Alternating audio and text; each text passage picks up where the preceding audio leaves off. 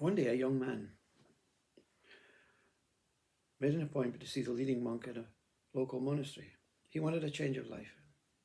He was not happy with the life he had been living. He wanted to have a more meaningful life. So he made an appointment and he went to the monastery. And on the way to the monastery, in the monastery gardens, there was this really young monk in the garden. And he was happy. He was smiling. He was whistling. He seemed full of life. He seemed so content. He says, I think I'm making the right decision. So on the meeting with the leading monk, he said to the leading monk, when the leading monk asked, why is it you want to come to the monastery? He said, well, I thought I wanted to be religious and more spiritual and connecting to God, but really I just want to be like that young man in the garden. And the leading monk says, yeah, that's very interesting. I'll bring that young man and we can talk. And he can tell you about why he is so content with his life.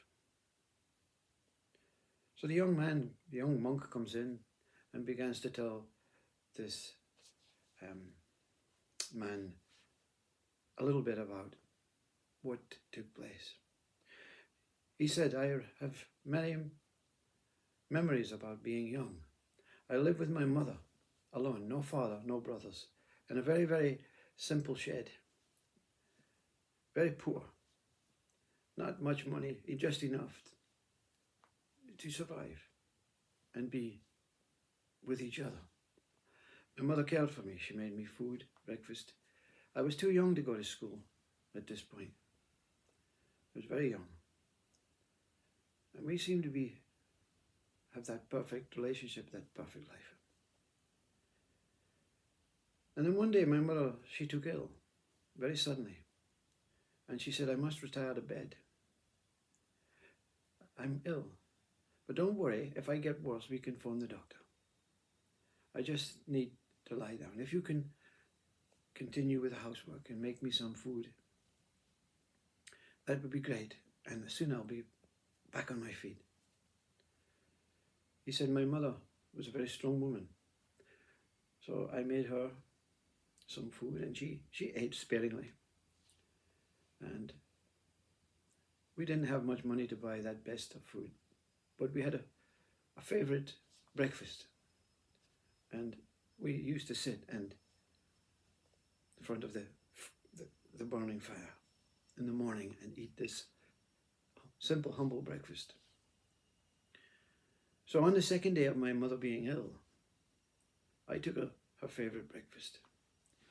It was simple, beautiful slice of golden toast, some marmalade, her favorite orange with some rind in it, and a beautiful hot cup of her favorite tea. It was peppermint. And I gave it to her and she said, oh, that's so kind. You're so kind. Come and join me at breakfast and sit by my bed. So together we ate this toast and drank this tea. And she says, I'm not that hungry right now. She says, but leave it here and you go and do the washing up. And then come back in an hour and you can take away the plates and I can go for a little nap. And he says, yes, Mum, no problem. So he ate up his toast and she left him with her breakfast at the side, nibbling away. And he went and he did the washing. He returned about an hour later and Mum was lying in bed and she had passed away. And she has this beautiful slice of toast in her hand. He says, I remember being lost. And that's all I remember. And now I'm going to have to pass over to the leading monk because I have no recollection of what happened until I woke up one morning and found myself in this monastery. And the leading monk, he says, yes. He says, we found this young man, only 5, 6 years old. he was sitting at the roadside, and people were coming by and offering him food, but he kept declining this food. He seemed to be just completely lost. We thought he had some sort of maybe mental breakdown about something, but we didn't know. He didn't have a name, he didn't have anything. So we took him to the monastery. And what we did was we gave him some food and fed him. And he reluctantly took the food, enough to keep him going. And we gave him support, and we showed him things about the monastery and everything. But he could not wake up from this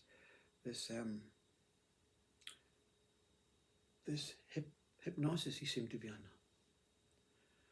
But the days went past, the months went past, and soon the years went past. But he would not speak, he would not communicate, he would not show any emotions at all. And then we carefully observed this young man. We gave him a name, and we gave him some clothes, monk clothes, and he started to follow the disciplines and the ways, the methods of the monks. And he, although was following, was not really participating with an open heart. And then one day, one of my fellow monks came and said to me, this boy, who is now 13 years old, this boy at breakfast time, he leaves, he eats everything, but he leaves the toast and the marmalade, and he never drinks tea, he only drinks water. Is there something common here? So we took the onus to, at one breakfast time, to place the toast, the tea, and the marmalade in front of him, directly, leaving all the other breakfast foods aside. This surprised the young man, and he looked and he openly cried, and he walked away from the table. I went to see him in his room, and I said, you can tell me, young man, what is it? I don't want to eat the toast. I don't want to eat the marmalade. I don't want to drink the tea. And I said to him, it's okay. You don't know, you're not forced to do anything in this place. Can I ask you what the problem is? And he told me the story. He openly broke down and told me the story. And I said to him, that's okay. Tomorrow at breakfast, we'll do anything, but we won't put the toast in front of you. We won't make toast. And he says, you're so kind, thank you very much, and thank you for listening. I feel a bit better now. He says, that's okay. He said, but before you come to breakfast in the morning, he said, I want to ask you to do something. I want you to pray. Pray to God. Pray for your mother. And you speak to your mother. She won't answer you, but you speak to your mother before you come to breakfast in the morning. And you say anything you like. And we'll see you in breakfast. And the next morning, the young man comes down. He sits at the table, and the food is all prepared and everything. And he turns to the one that was chosen to make breakfast this morning. He says, excuse me, he says, I don't see any toast. I don't see any tea and marmalade. Can you please bring me some? And he says, yes, of course. He brings the toast. And the young man eats it.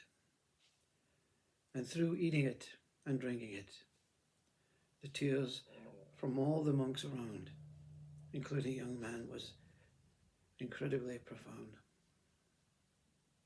He said, after the breakfast, "Thank you.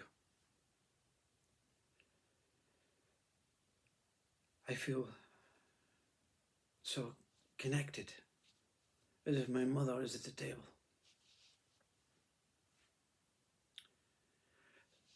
The leading monk then invites the young monk to come in and finish the story. The young monk says to this man, visiting man, "You see, what happens in life is you form a kind of association, and the association turns into a belief.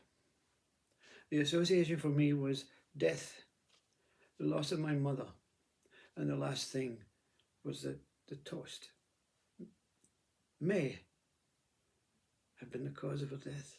I know it wasn't. The last thing that I brought my mother was these three things. And that's all I remember, because I didn't want to face up to the fact that my mother had passed away.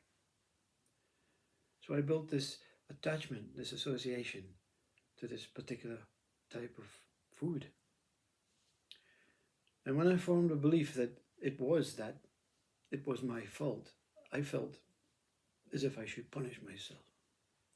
So I did, by hiding from the truth.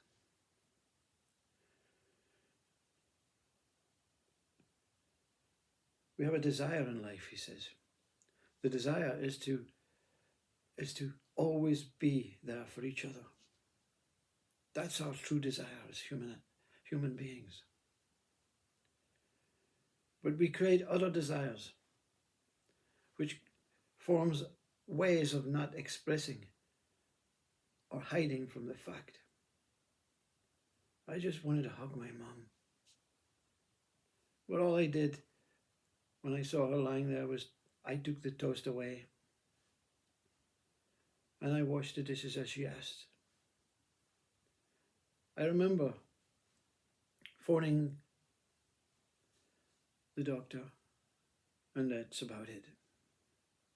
And that's all I want to remember. I don't want to remember anything from that. My next memory is eating the toast at the table of the monks who saved my life.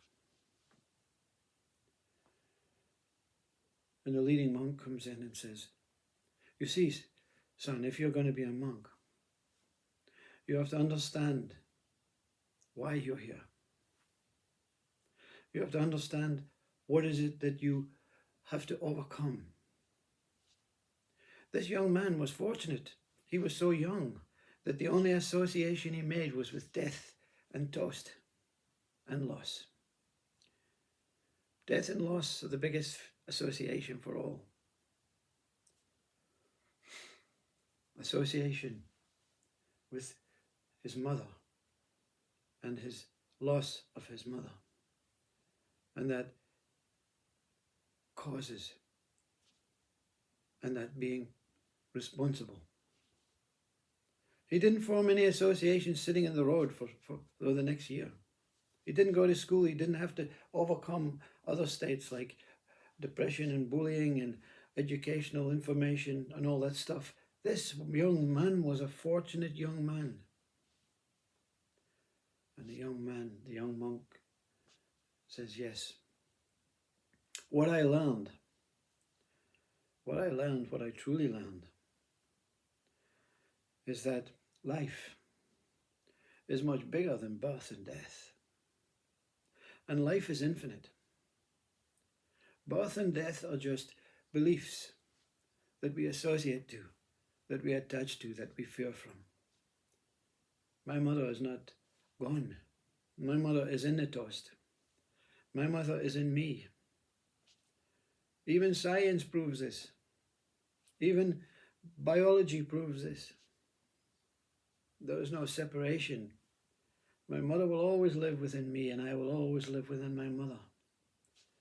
And everything that surrounds me is infinite life. So why focus and be attentive on one single thing? You saw me in the garden, but I was not in a garden. I was in life. I was in myself. I was in God. I was in truth. The young monk said to the man,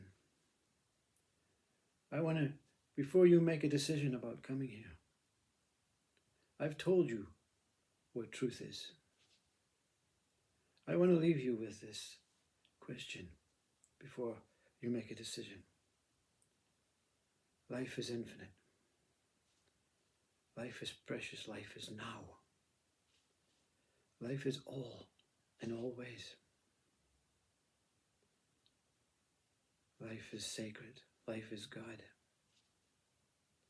The question I want to leave you with is, have you discovered